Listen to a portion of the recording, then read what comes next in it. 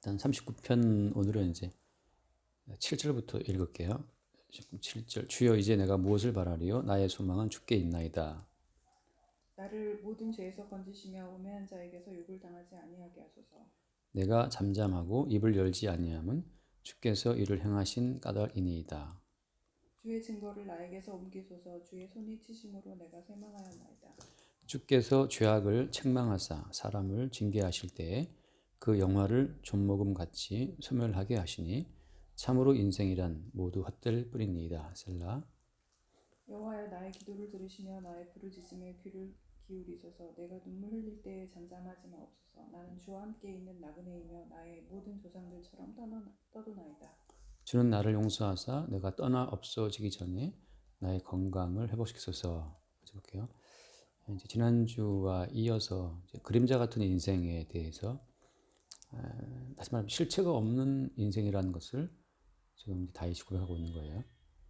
실체가 없다. 실체가 없다는 말은 그게 참 모순돼 보이죠. 왜냐하면 실체가 있는데요, 지금. 나도 있고 지금 같이 있잖아요. 사람이 여기 있는데, 근데 다윗은 말하기를 나의 날은 없는 것 같다. 그림자 같다. 여기 또 나은 표현을 하자면 난 떠돌고 있다. 떠돌은 나그네다. 뭐 그런 표현을 한단 말이죠. 그래서 성경에서 말하는 어떤 진리라고 하는 것은 현재 있는 그 나의 실체가 사실은 없는 것이다. 그러면 왜 우리는 있는 것이냐? 우리가 지금 있는 것은 그러니까 내가 부인되고 내가 사라지는 그 현장에서 뭔가 새롭게 등장하는 어떤 다른 실체, 그 다른 실체를 증거하는 증인으로 우리가 있다는 거죠. 그러니까 나의 있음의 의미는 내가 실체가 아니고 보이지 않는 어떤 다른 그 실체가 있다는 사실을 증거하는 용도로서의 우리의 존재가 있다고 하는 거예요. 결국은 이제 제가 가끔 비유로 말하잖아요. 비유를 들어서 말할 때 그 김춘수 시인의 그 바람이라는 시, 바람이라는 시에서 자먹는 나무가 흔들릴 때 자먹는 나무는 분명히 있는 실체인데 사실은 그 자먹는 나무가 있는 것은 보이지 않는 바람이라고 하는 실체를 증가하는 용도로 그 나무가 있다고 하는 거죠. 그래서 그 나무가 흔들릴 때 왜 흔들리지? 그 나무가 스스로 자기가 자기 몸을 흔드는 게 아니잖아요. 나무가 스스로 자기가 자기 몸을 흔드는 것이 아닌 것처럼 모든 성도는 스스로 자기가 자기 인생을 살아가는 것이 아니라는 거예요. 그러니까 모든 성도의 삶을 흔드는 나뭇가지를 흔드는 바람처럼 모든 성도를 흔드는 그 어떤 그분이 여기서 말하는 주님인데 주님 여호와라고 하는데 여호와라는 그 주님이 우리 인생을 뒤흔드는 우리 인생을 움직이게 하는 실체라는 사실을 지금 다윗이 고백하고 있는 거예요. 그래서 이제 오늘 또 그 이야기를 보면은 예를 들어서 거기 11절 말씀에 주께서 죄악을 책망하사 사람을 징계하실 때에 그 영화를 좀먹음 같이 소멸하게 하신다. 참으로 인생이란 모두 헛될 뿐입니다라고 하잖아요. 그러니까 어떤 좀벌레가 좀을 파먹듯이 우리의 인생이라고 하는 것은 계속 비워지고 이렇게 제거되는 인생이라고 하는 거죠. 예전에 그 여기 대학로에 가면 그 호박주란 거 봤어요? 호박주? 수박주인가? 호박주인가? 그럼 이제 보면 이렇게 호박을 다 파내고 그 속에 술을 다 채우고 그걸 어떻게 뭐 이렇게 술을 익혀가지고 이제 그걸 파는 거더라고요. 그런 거 많더라고 그런 거. 또 요즘에는 그 감자도 이렇게 갈라 감자 속에다 그 버터를 쫙 넣어갖고 이제 이렇게 데우면 왜 그 버터가 녹아가지고 감자 사이에 스며 있잖아요. 그런 것처럼 성도의 인생은 그 내부가 존모금처럼 다 이렇게 파헤쳐져 갖고 다 내부는 다 비워지고 그 속에 주님의 요소로 채워지는 거 그게 이제 성도의 인생이라고 하는 거예요. 이제 반대로 이제 성도의 인생이 아닌 버림받은 자의 인생이라는 것은 뭐냐면 그 내부에 자기의 자아로만 꽉 차 있어요. 자기의 자아로만. 자기의 고집, 자기의 생각, 자기의 가치, 자기의 철학, 자기가 어떤 살아가는 생존 방식 그런 것만 꽉 차 있는 인간은 그 자기 자아로 그 속에 꽉 차 있기 때문에 버림받은 인생이라고 하는 거죠.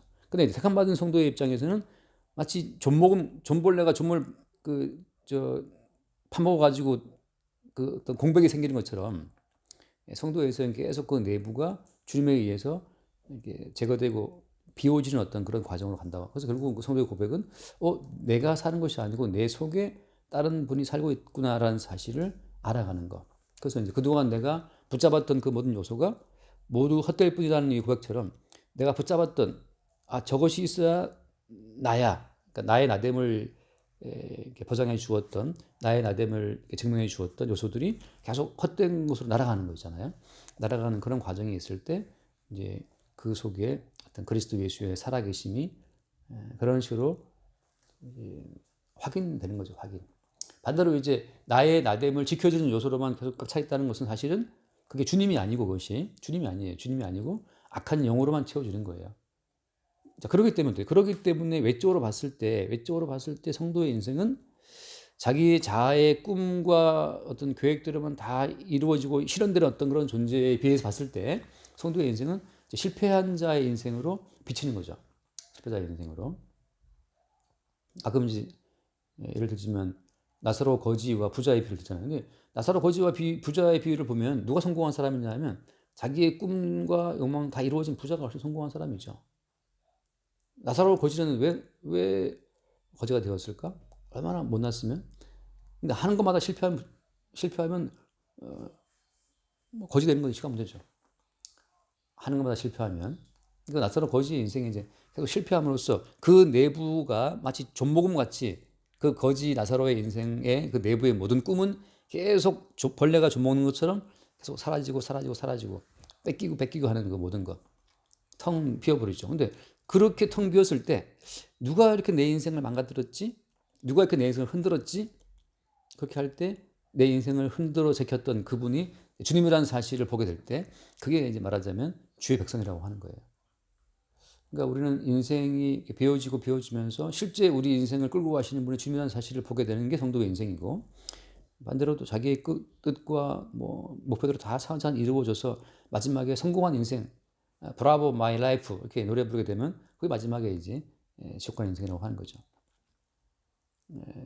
그때 이제 도움되는 것이 바로 뭐냐면 예를 들어서 그 10절을 보면 10절 한번 읽어볼까요? 10절. 주의 증거를 나에게서 옮기소서. 주의 손이 치심으로 내가 쇠망하였나이다. 자, 징벌. 그래서 결국은 이제 우리 안에 나의 요소를 계속 때려서 그걸 끄집어내서 이렇게 삭제시키는 그것이 징벌이에요. 그래서 엄밀히 말하면 징벌이라고 하는 것은 그러니까 언뜻 봐서는 그게 나를 때리는 것 같지만 나라고 하는 것은 어때요? 나라고 하는 이 자아의식은 어디서 왔다고 내가 늘 말씀드려요. 나라는 자아의식은 세상에서 온 것이고 세상에서 온 나라는 그 자아의식은 그 뿌리가 어디 있냐면 선악과를 먹게 만들었던 마귀한테 있어요. 그러니까 내가 아는 나라고 하는 것은 사실 이게 마귀의 어떤 외적인 하나의 표현이거든요. 그러니까 내가 아는 내가 제거되고 비워지는 과정을 통해서만 창세전에 그리스도 예수 안에서 계획되었던 그 새로운 나가 드러난단 말이죠. 그러니까 창세전에 계획된 그리스도 예수 안에서의 나가 등장할 때 그때 우리는 지금 현재 우리가 알고 있는 나의 어떤 존재가 주는 그 무게로부터 벗어날 수가 있어요.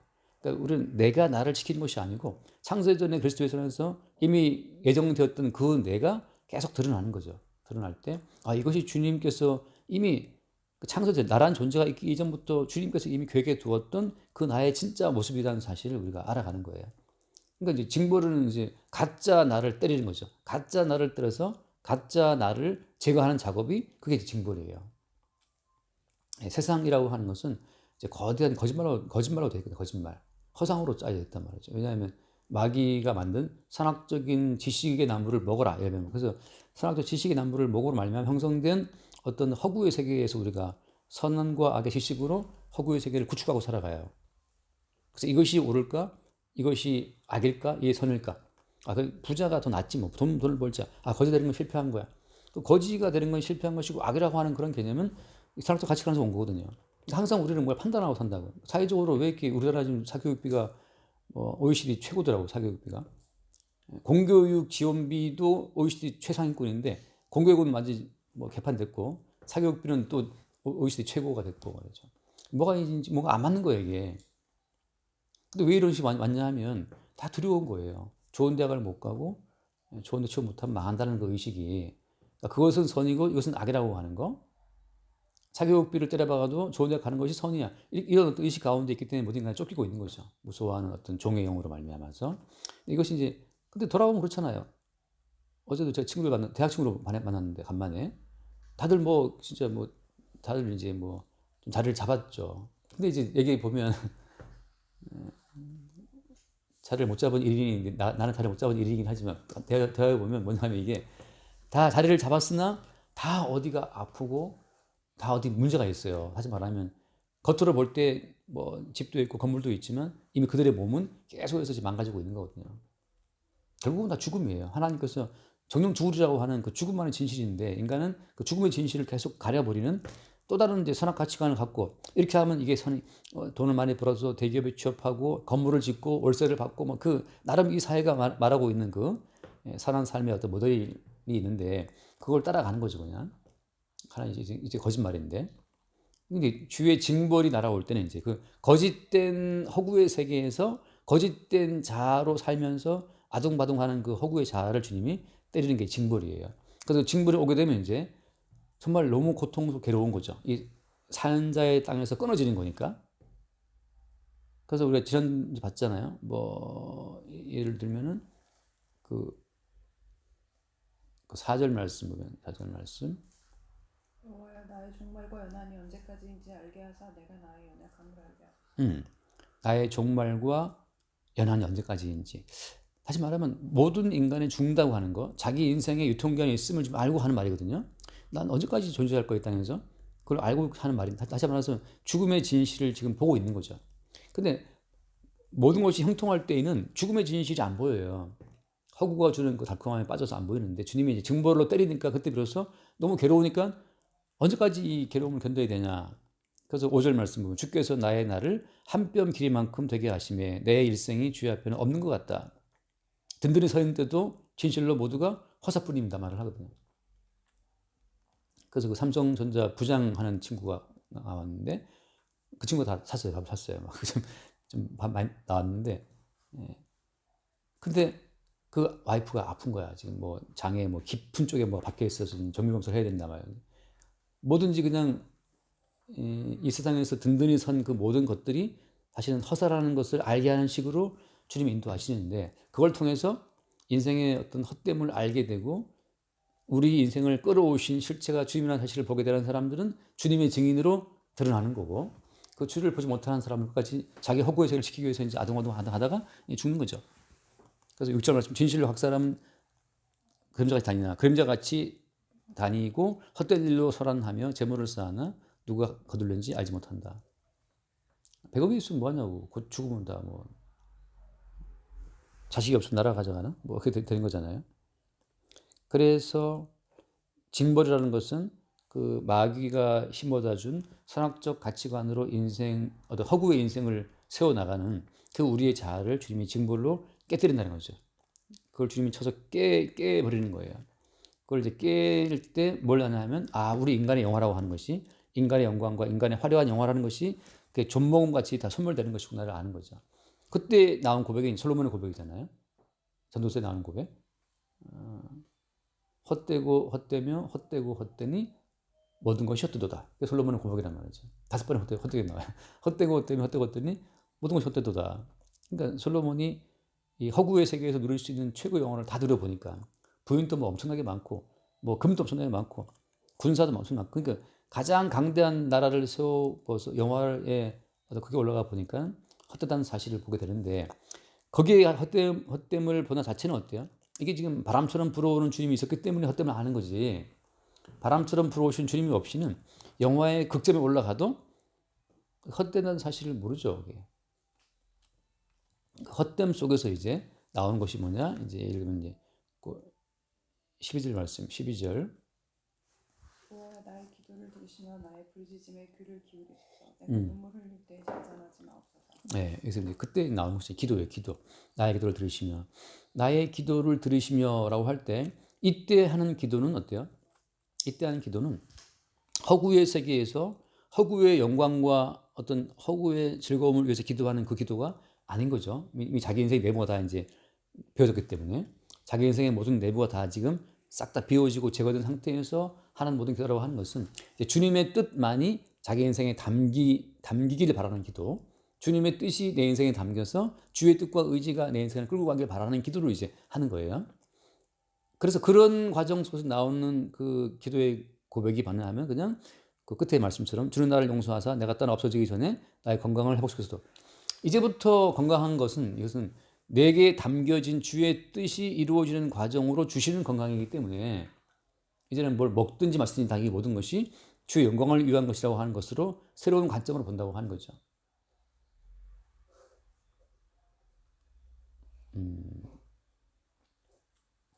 여기서 이제 아까 말했던 것처럼 그러면 그냥 다윗의 영광이 끝이냐 하면 이제 허구의 세계에서 우리가 추구한 영광은 헛된 거라는 거죠, 그죠?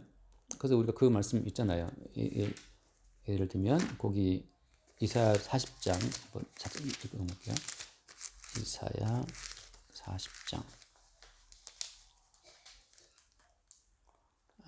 6절 말씀에 보면 말하는 자의 소리여 이르되 외치라 대답하되 내가 무엇이라 외치리까 하니 이르되 모든 육체는 풀이요 그의 모든 아름다움은 들의 꽃과 같으니 풀은 마르고 꽃이 시들면 여호와의 기운이 그 위에 불미라 이 백성은 실로 풀이로다. 풀은 마르고 꽃은 시드나 우리 하나님의 말씀은 영원히 서리라. 그러니까 여기서 이제 풀과 꽃은 풀은 말라야 되고 꽃은 시들어야 되거든요. 왜? 그래야만 뭐 때문에 여호와의 기운이 불어온다고 하잖아요. 풀은 마르고 꽃이 시들면 여호와의 기운이 그 위에 불미라. 우리의 육체가 쇠퇴해지고 우리 영광이 사라진다고 하는 것은 자연적 것이 아니고 어때요? 여호와의 기운으로 인해서 우리 육체는 쇠약해지고 병들고 우리는 죽는 거예요. 그러니까 성도는 자기의 쇠약함과 죽음까지도 이것은 주의 말씀에 살아있음의 증거라고 말할 수 있는 사람들이라고 하는 거죠. 그러니까 내가 아프고 내가 병들고 내가 늙고 하는 것은 여호와의 말씀이 이렇게 하시는 거야. 내가 아픈 것도 주께서 아프게 하시니까 아픈 거야. 이거란 말이죠. 내가 지금 굉장히 괴로운데 그것도 주께서 나를 괴롭게 하시는 거란 말이죠.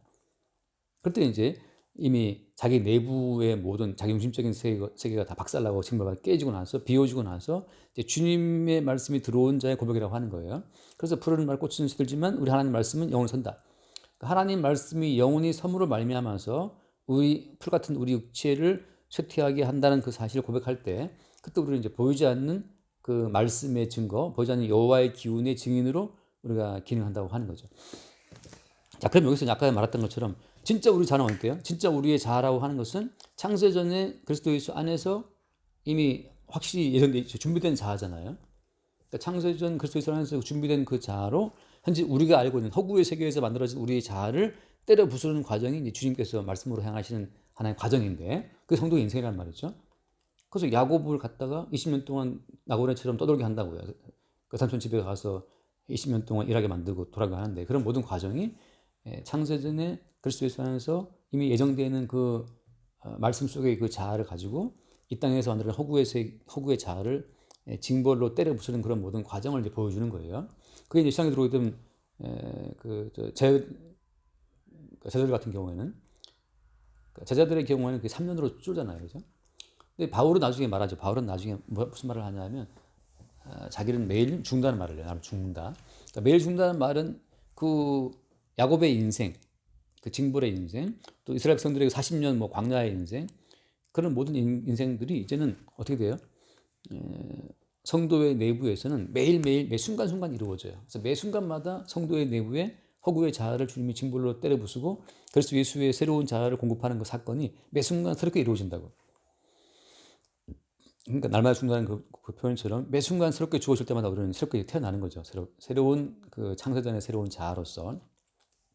여기서 이제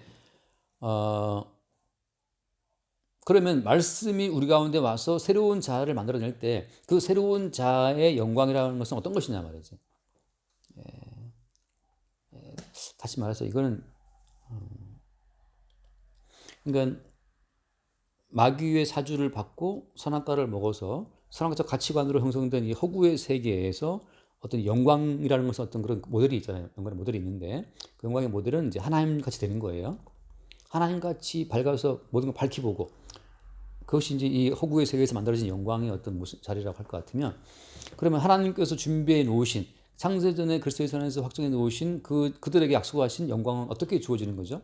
그 영광이라는 것은 십자가를 통해서 주어지는 거예요. 십자가를 통해서 우리가 꿈꾸는 모든 영광을 다 쓸어 담아, 십자가에 쓸어 담아서 그냥 죽여버리는 거예요. 우리가 추구하는 모든 영광과 삶의 모든 그 어떤 이상적인 그림들을 다 끌어모아서 십자가에 때려 박아서 예수와 함께 죽인 다음에 이제 어떻게 삶을 살아나잖아요. 이제 살아나는 삶을 살아난 자 영광이라고 하는 것은 어떻게 성경에서 묘사를 해요? 한번 잠깐 읽고 넘어올게요. 이게 납득이 안 가는 모습이라서 지금 요한계시록 1장을 잠깐 보면, 요한계시록 1장에 1장 9절 이하에 쭉 나온 이야기인데, 1장 10절 말씀 먼저 볼게요. 10절. 주의 날에 내가 성령에 감동되어 내 뒤에서 나는 나팔 소리 같은 큰 음성을 들으니. 쭉 이제 그다음에 12절 볼게요. 몸을 돌이켜 나에게 말한 음성을 알아보려고 돌이킬 때에 7 금촛대를 보았는데, 그다음 보세요.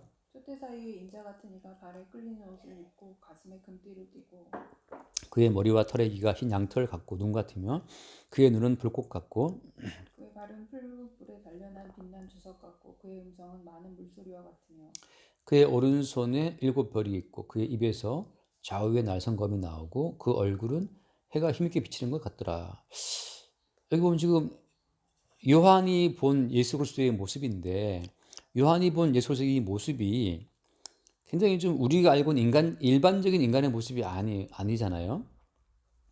음성은 많은 물소리 같고, 발은 막 빛난 풀무에 달린 빛난 주석 같고, 눈은 불꽃 같고,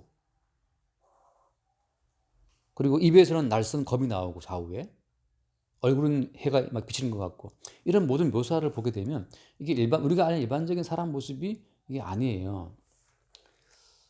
자, 다시 말하면 허구의 세계에서 만들어진 모든 영광이라고 하는 것이 십자가 앞에서 다 와서 예수와 함께 죽어버리고 나서 예수님이 사람 안에 부활하셨는데, 부활하시고 승천하신 예수 그리스도의 모습은 우리가 아는 모습과 다른 모습이란 말이지. 그런 것처럼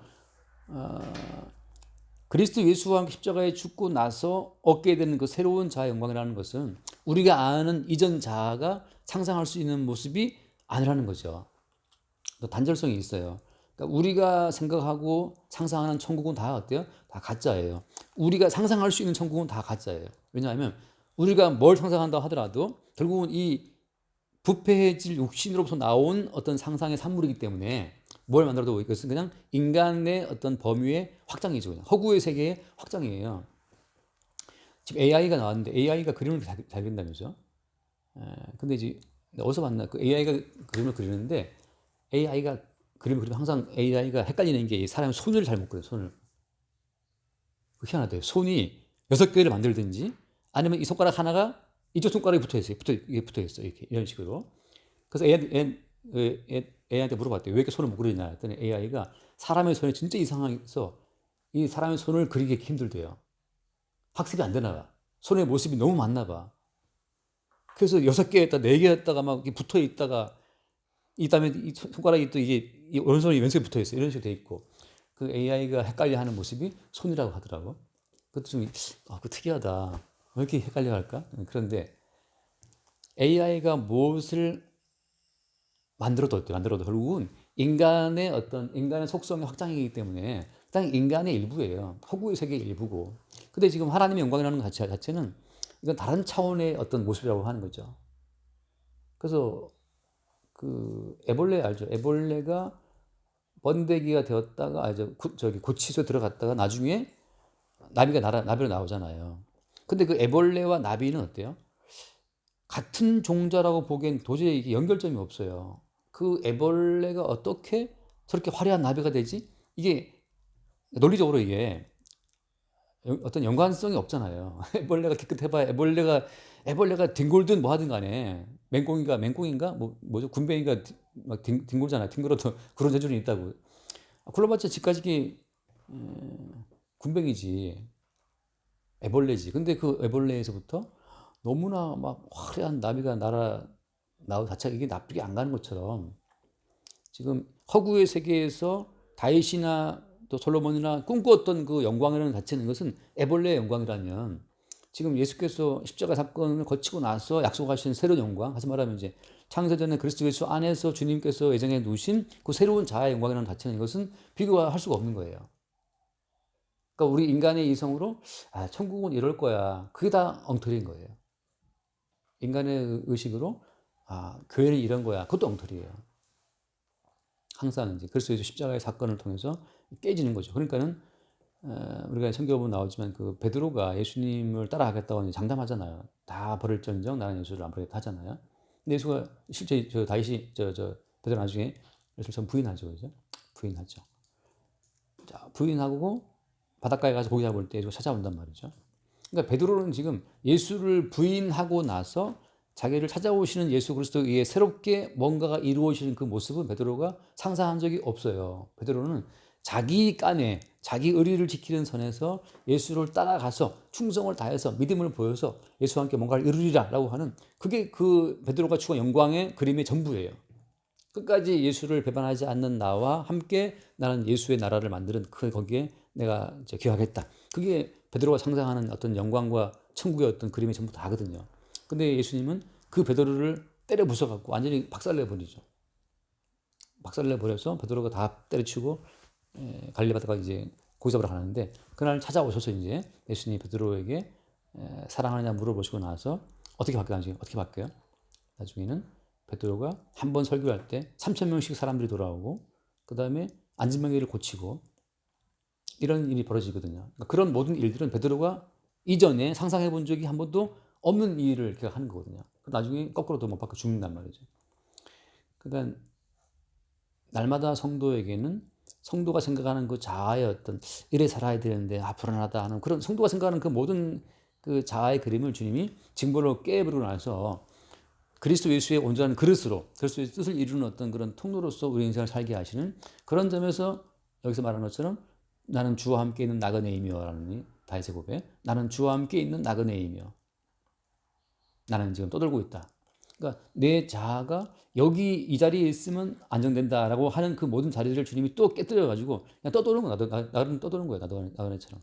나그네처럼 그냥 떠돌고 있다는 이 고백이 이게 지금 다윗이 자기를 흔드는 그 바람을 깨달았던 자몽년의 어떤 그 도박처럼 말이죠. 성도는 자기 인생을 끌고 가는 예수 그리스도의 살아계심을 보게 되는 그런 고백이 다윗 고백이라고 하는 거죠.